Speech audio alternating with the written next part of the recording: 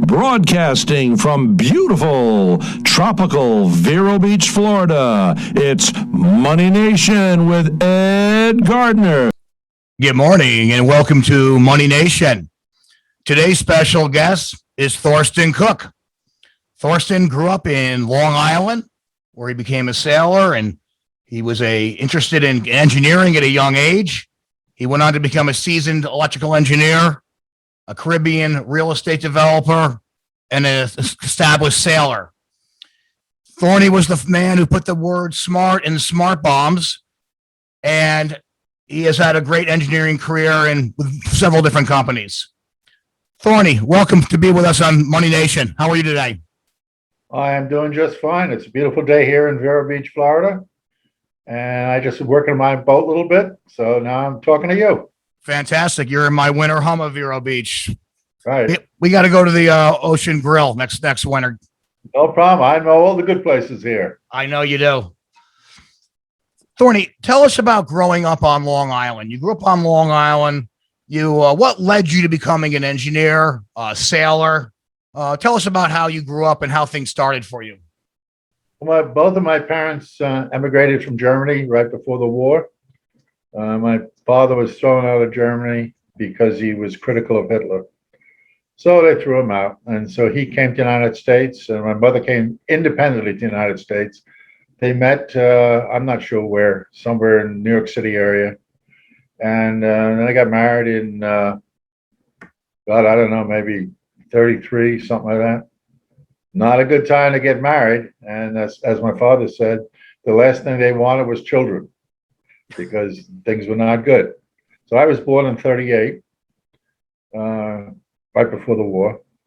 And I lived in Flushing, New York, very close to and overlooking LaGuardia Airport. I remember in 1944, there was a monstrous hurricane that hit New York City area, and boats were lying all over the parkway near LaGuardia Airport. So we grew up there, and then my parents eventually decided to build a house in Glen Head, New York, which is a lovely community, not too far from Seacliff. Seacliff is where the Seacliff Yacht Club is, which I became a member of, and I also joined the Southern Long Island Sound Fleet. Initially, I had a small little boat. You might think of it as a bathtub with a mast. That's about the size of it. It was small, it was fun, and I enjoyed it. Then I decided when I was like 17 or 18 to purchase an old Star. I don't know what I even paid for it, but it wasn't very much. The Star was built in 1935 by an unemployed carpenter. Wow. He decided to build a starboat. Wow. So he built a starboat. How'd it go? Was it fast? No, I have no idea. I was slow, and I think it was slow. So I was a young kid, I was just having fun. We used to sail across Long Island Sound over to Rye Playland and park at the ferry dock. Well, they didn't like that because when the ferry came in, there was this stupid starboat there. Oh, that's funny. I didn't realize that, but that's what happened. So we did that a few times. I started doing some racing, very uneventful racing, I might add. I was just young. I didn't know anything about anything. And so then eventually I decided that I always like to tinker with electronics, electric things, stuff like that. So I had Lionel train set and I modified it for different things. And so I kind of enjoyed electronics. So I decided that's where I would go. So I decided to go to Clarkson University in Potsdam, New York in 1956. And I was there till 1960, graduated in 60 with a BEE degree. And then I joined the first company I joined was a video company owned by or started by a couple of interesting guys that decided to make what's called a TV broadcast sync generator. Up to that point in time, the sync generator was literally almost a room full of electronics, tubes and all kinds of things. It was very large, very expensive. They did it all with transistors. So now the little box turned out to be 19 inches wide at about 3.5 inches high. Did the same thing as this huge sync generator that previously had been built. And you invented that with your team from No, I joined that company. okay. Oh, I was involved in they produced different kinds of electronics, and I was working on a device which allowed two cameras to be split or sliding, so that we'll go from camera A to camera B. And that was one thing I did there. It was a small company. I had a starting job, and that's what I did. They were interesting guys, very interesting guys. He bought a replica Mercedes that Hitler used, the convertible, the big convertible. And he would just jump in it, right over the side of it. Wouldn't bother opening the door, just jump in it. And full blast air conditioning. And eventually we went to trade shows. That was great. Went to Chicago to a lot of TV trade shows. And these things sold like hotcakes because obviously they were the coming thing. So I stayed in that company for, I don't know, 2-3 years. Typical young engineers, you stay around for a while and you go on. I joined another company. That was a complete loser for me. I wasn't interested in it. And after a while, I decided to move on. Eventually, I joined a company. I'm trying to think where actually, time-wise, how it went. I joined a company called Loral, L-O-R-A-L, Loral Fairchild. They were in Syosset, New York. And they produced a lot of electronics for the military, Navy, Air Force, whatever. They got a job to build, among other things, they got a job to build a TV broadcast camera for the space station. Wow. So my job was to design and build that thing. Kind of a monumental job, actually. Yeah. Because everything had to be mill approved and all that kind of stuff.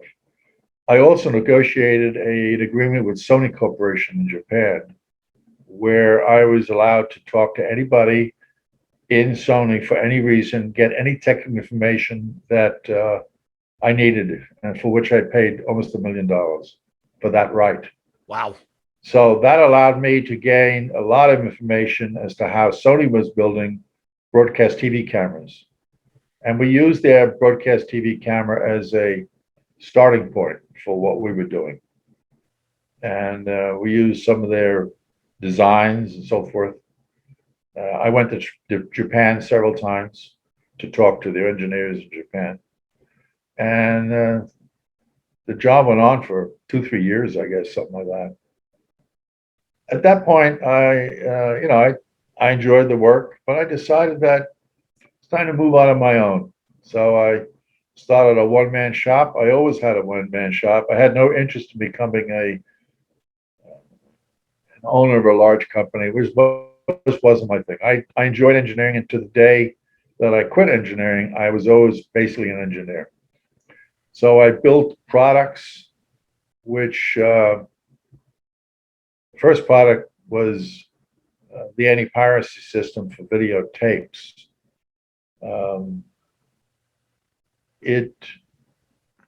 This is the time when the VHS tapes and the Betamax tapes and machines came out.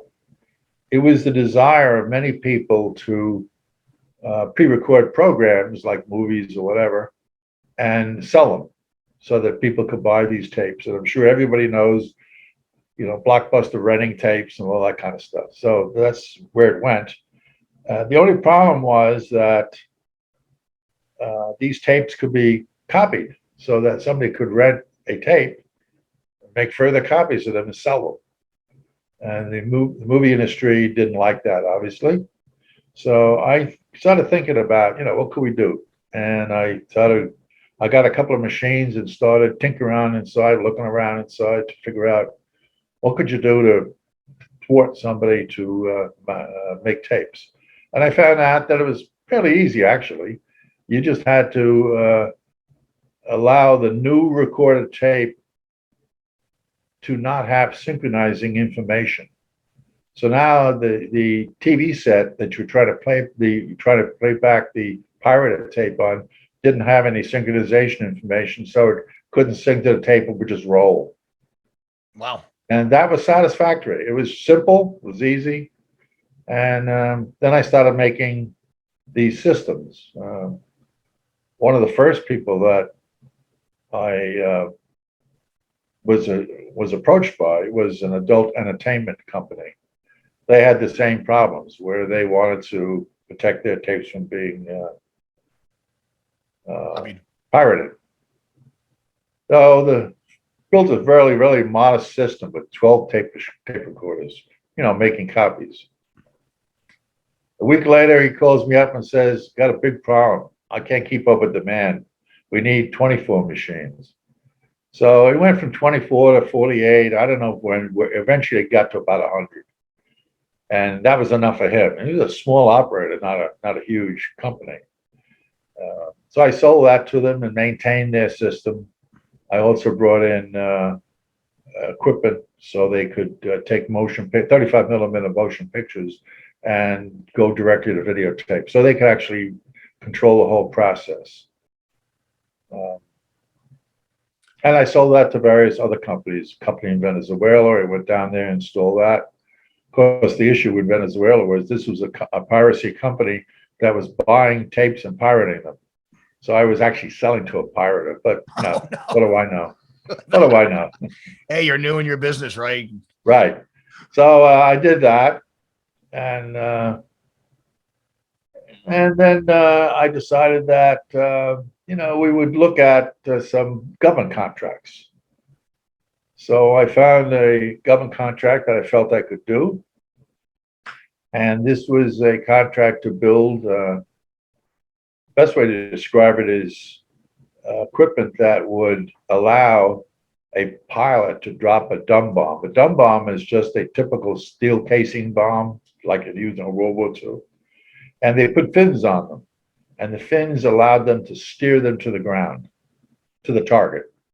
And my equipment determined how accurately that bomb got dropped to the target. Typically, they want it to be within 10 feet to be considered on target.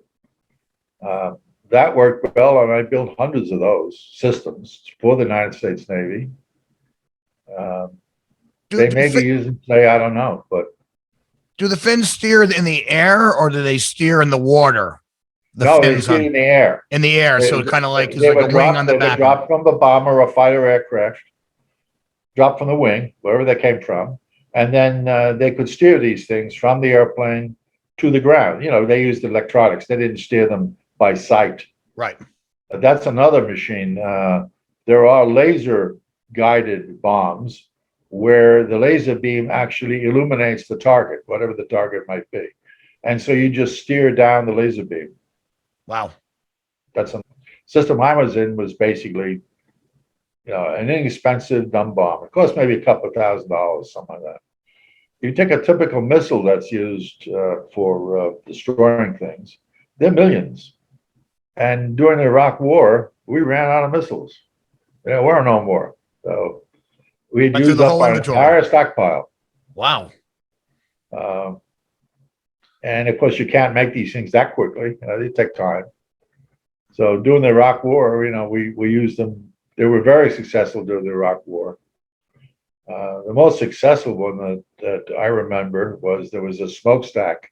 They wanted to blow up some building. I don't know what was inside. And they guided the bomb right down the smokestack. And it went down there. It went right down to the bottom. And then it blew up whatever was down there. So that's a laser guided bomb.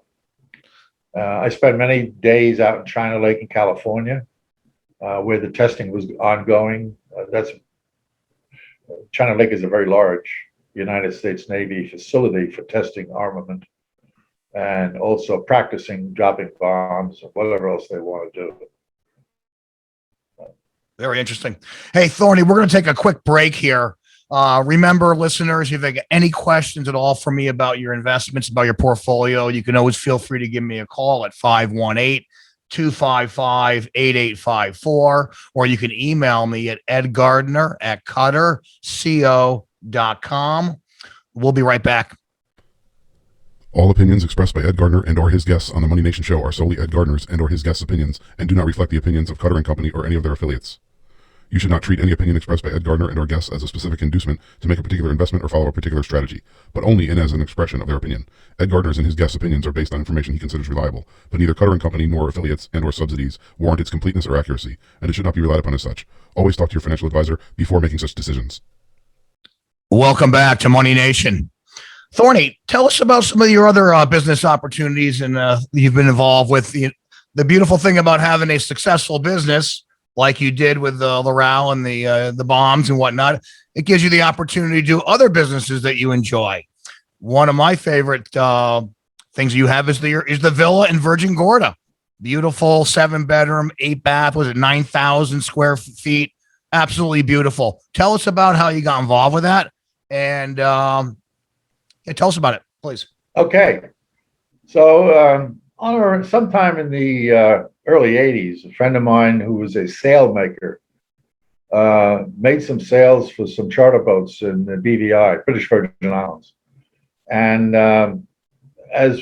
for doing that, he was given a charter boat for a couple of weeks.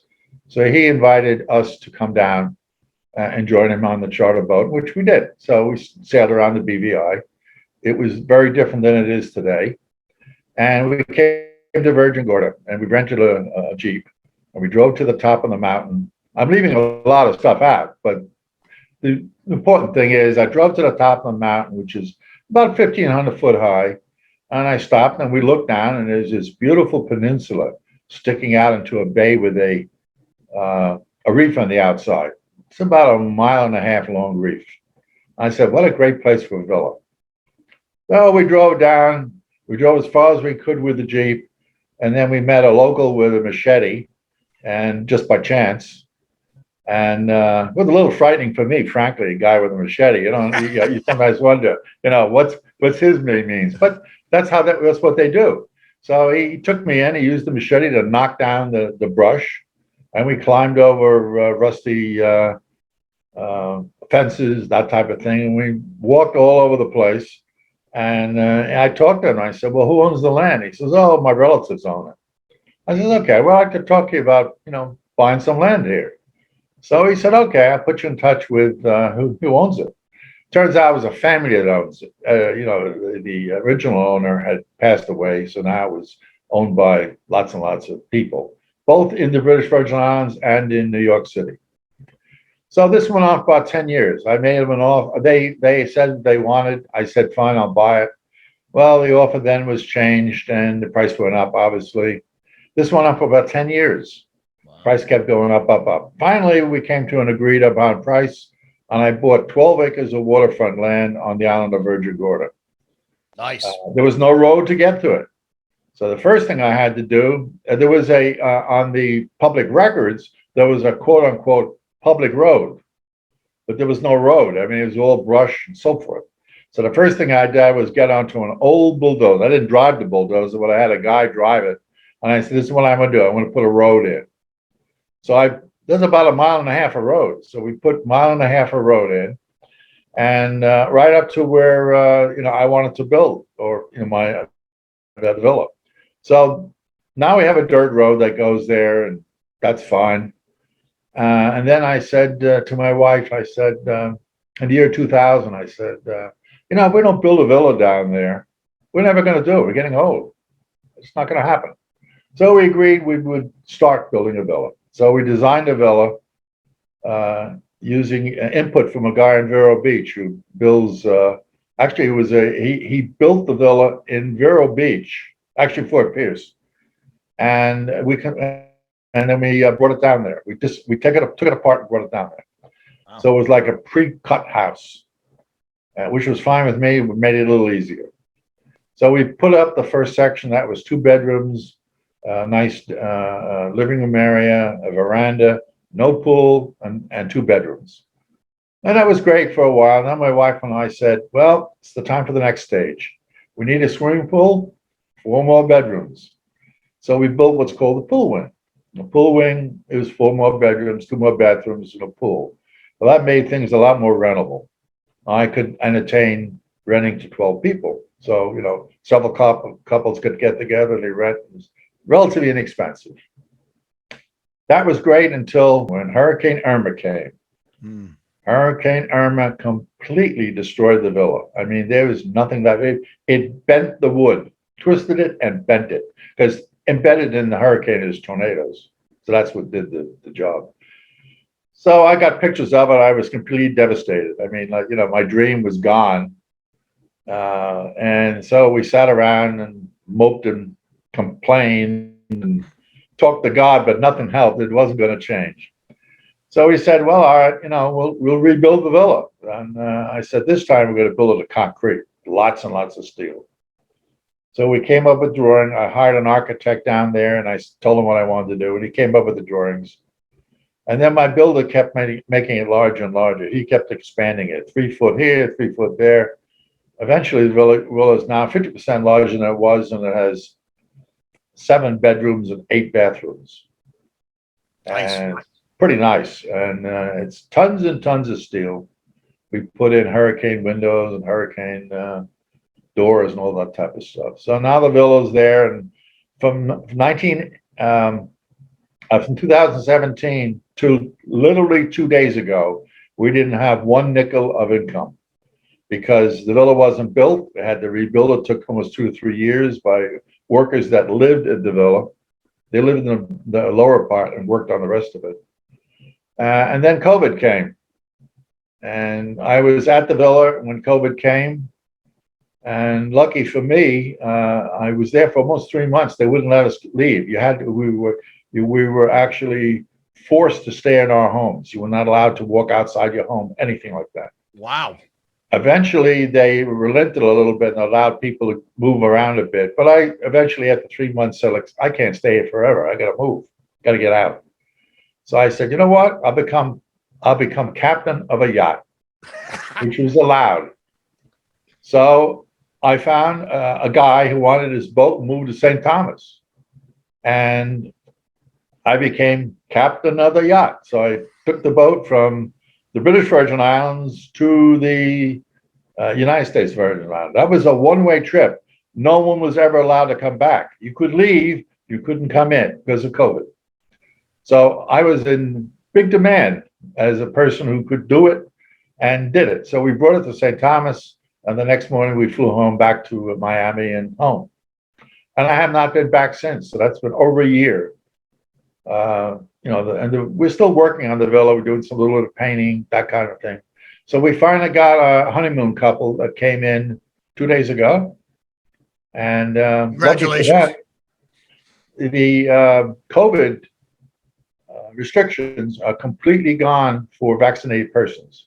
You just have to get a COVID test before you leave, and that's it. You come in and you leave, and you can do what you want. And they're there for a week, and then their family's coming. The rest of their family's coming for another 2 weeks. So they rented the villa for 3 weeks. So that's our actual first rental since 2017. Did you say you have to have a vaccination to get into Virgin Gorda, or you need to have a test that shows that you don't have it? If you're vaccinated, you can come in without quarantine. Okay. If you're not vaccinated, you must quarantine for 7 days. And when you get there, you have to stay in the villa for 7 days, basically? Yeah. Well, no, these honeymoon couple, they were vaccinated, so they just came in and that's right. it. But if you had a non-vaccinated renter, they would go to the house and have to stay in the house for 7 days? they would be required to stay in the house. They could walk around the gardens. They could go down to the dock. They could do that kind of a thing.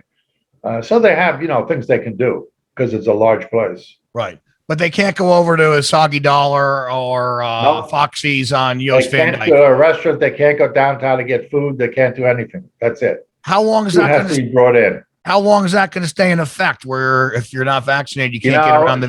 Let me put it this way: the British Virgin Islands has a relatively small hospital. They only have, I think it's 7 rooms they can use for people that are really sick from COVID. So that's it. So if more than 7 people get COVID and get really sick, they're screwed. Right. And there's no place to go. It's not like there's another hospital you can drive to. You have to literally take a boat or whatever to St. Thomas or to Puerto Rico.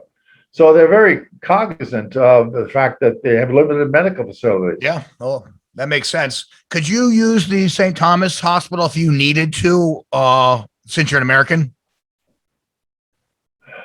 Yes, I could, but I would probably never do that. I probably would fly to Miami and go and book Come into on. a Miami hospital. Right, I right, mean, obviously, if it's that bad, and that bad doesn't have to be that much. I mean, they just don't have a lot of facilities. right. You've got a heart problem, it's something. The fact of the matter is, when I was down there doing the quarantine, I did have a heart attack. It was a very minor heart attack, but I went to the clinic. They never could find anything. It was Really? typical of, unfortunately, island countries. They don't have the facilities to do that.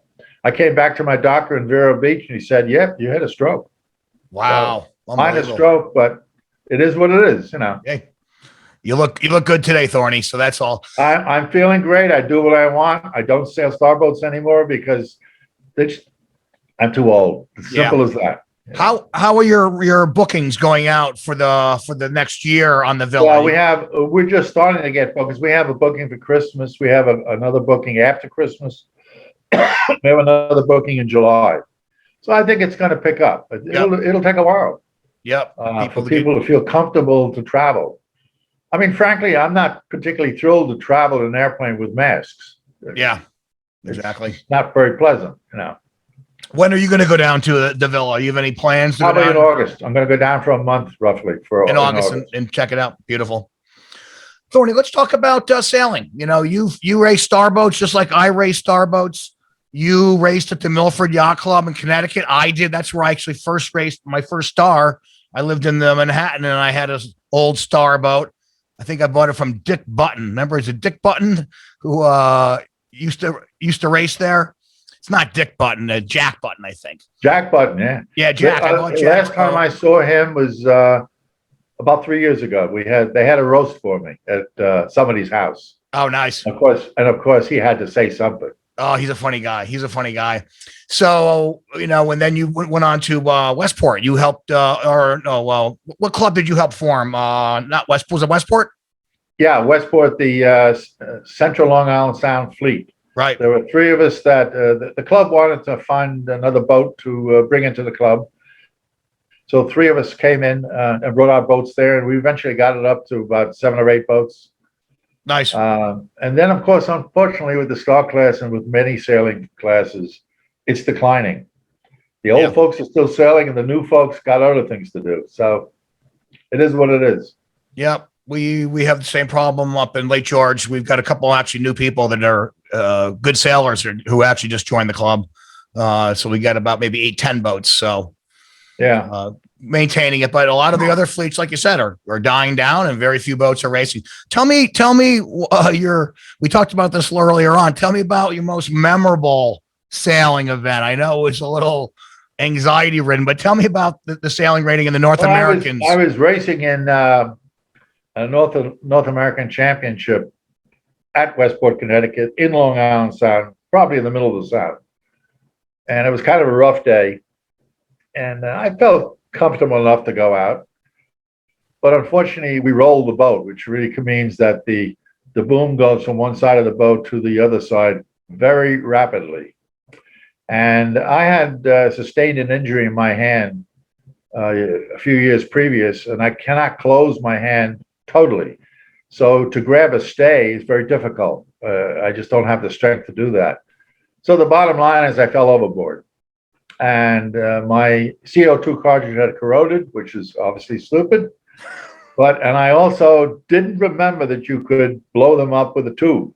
In the moment of being in the water, you don't remember a lot. Yeah. It was 2 to 3 foot waves, and they were breaking over my head. So it was not a pleasant thing. I thought I was going to die, literally. And, I was losing strength. I was in the water for a good 45 minutes. Did you have all your foul weather gear on? Did it all get waterlogged? I had everything on. Foul weather gear, boots, the whole thing. Could you peel it off? Or you just kept all the clothes on? I think that wasn't the real problem. The problem was just staying afloat.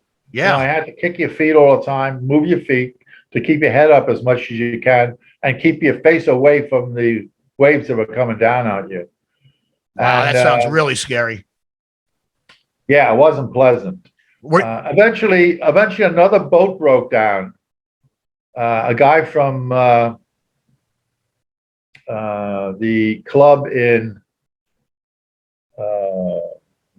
Milford, yeah, Milford. And he broke down and he floated by me, literally floated by me, maybe 100 foot away. And I yelled at him, and he obviously didn't know what was going on. He saw me and realized that there was a problem. So he grabbed his life preservers off the boat and jumped in the water and joined me. Wow. So now I had a life preserver, and the two of us were in Long Island Sound. And we were there for probably another half an hour. And we see a coach boat coming, Canadian coach boat. We raised our hands and yelled and all that kind of stuff. And the guy saw our hands. You know, in any boat, you don't hear anybody. With the engine, you just don't hear anything. So he saw us and he pulled us aboard. And then he took us ashore, and I was beat. I mean, really beat. They took me when I got to the Westport Yacht Club, Cedar Point Yacht Club. They took me to the women's room. And they put me in the shower, and I just stood there and heated myself up for probably 20 minutes. I was really dehydrated. Wow. Meanwhile, my wife was very upset because she didn't realize where I was or what happened. She had no clue. Nobody knew. Oh, wow. Unbelievable. I wrote about this incident, and the incident caused the Star class to allow cell phones and VHF portables, small portables, to be used on a boat for emergency only. Well, so they realized that, you know, that makes sense. You can call for help. Yeah, you got to have that safety first. So that was my most memorable sale, although it was not my most pleasant sale. No, I will have to say the guy from Milford's got to be your best friend, though. He jumped in the water. I gave him a week at the Villa. You gave him the Villa and used it. You saved my life. You can stay in that 9,000-foot villa for a week. That's great. That's a great story, Thorny. Well, Thorny, thank you very much for being with us. We're going to have you back in the future. I'll see you down in Vero when I get back down there again. And thanks a lot for being with us. Thank you very much. Remember, listeners, any questions at all, always feel free to give me a call, 518-255-8854, or you can email me at edgardner@cutterco.com. And remember, you can go back and see all the old interviews if you go to YouTube and just search Money Nation channel. Thank you, everyone, and have a great day. Thanks, Thorny. Can I add one thing? Yes. I'd like to give a plug to my villa. Yes. The website is http://www.virgin, VIRGIN Gorda, GORDA, Villa, VILLA.com. There you go, listeners. Take a look. Any questions on that, too, you can always give me an email as well. Thanks, Thorny. Have a great day. Thank you very much, Ed. Thank you. Have a good day. Bye-bye. Bye-bye.